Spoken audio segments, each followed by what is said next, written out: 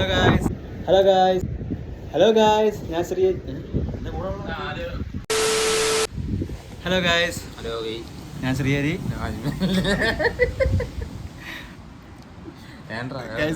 ഇതിപ്പോ എത്രാമത്തെ ഇൻട്രോ എന്നറിയാമോ? 15ാമത്തെ ഇൻട്രോ ആയിരുന്നു. അതുകൊണ്ട് ഞങ്ങൾ ഇനി പ്രിപ്പയർ ചെയ്യുന്നില്ല. ഓക്കെ, അതെ. അപ്പോൾ യാത്ര ഇഷ്ടപ്പെടുന്നവരും ഞങ്ങളുടെ ചളിയൊക്കെ കുറച്ച് ഇഷ്ടപ്പെടുന്നവരും സബ്ബേ സപ്പോർട്ട് ചെയ്യുക. അപ്പോൾ നമ്മൾ വന്ന കാര്യം ഇതാണ്. ഞങ്ങളുടെ ആദ്യത്തെ വീഡിയോ ആണിത്.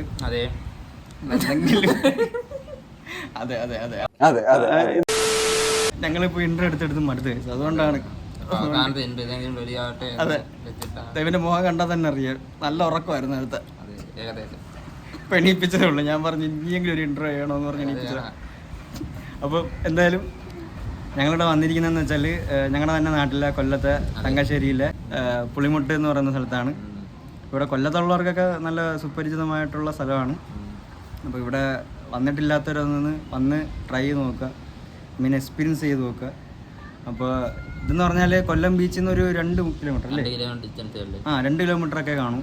അപ്പോൾ ഇതിനടുത്ത് തന്നെ ആയിട്ട് നല്ല വ്യൂ ഉണ്ട്. പിന്നെ ഇതിൻ്റെ അതായത് ഇതിൻ്റെ കടലിൻ്റെ നടുക്കൂടെ തന്നെ ഒരു വഴിയുണ്ട്.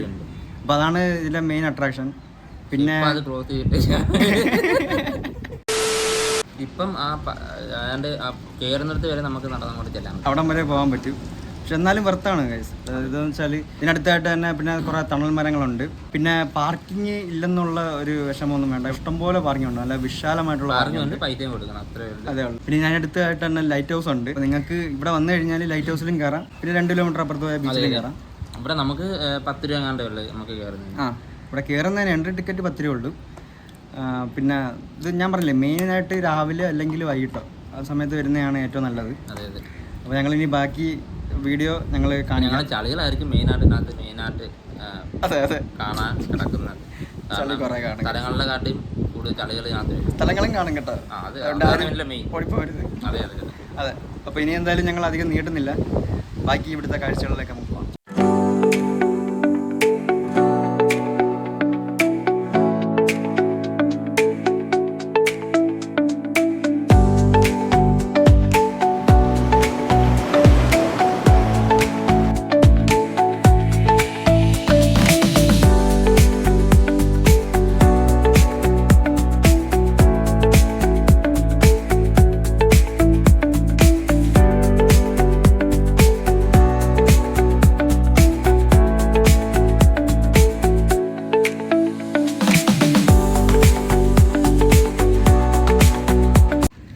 അവിടെ അടച്ചിട്ടേക്കുന്നതുകൊണ്ട് ഞങ്ങൾ തിരിച്ച് നടക്കുവാണ്.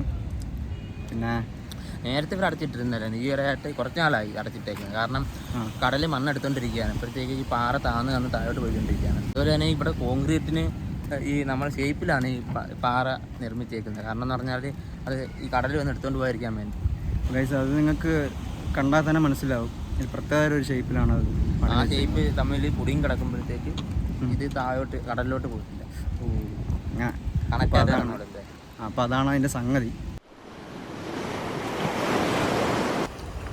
അത്യാവശ്യം നല്ല കാണാൻ നല്ല രസമുണ്ട്, നടക്കാനും ആ തിരയും.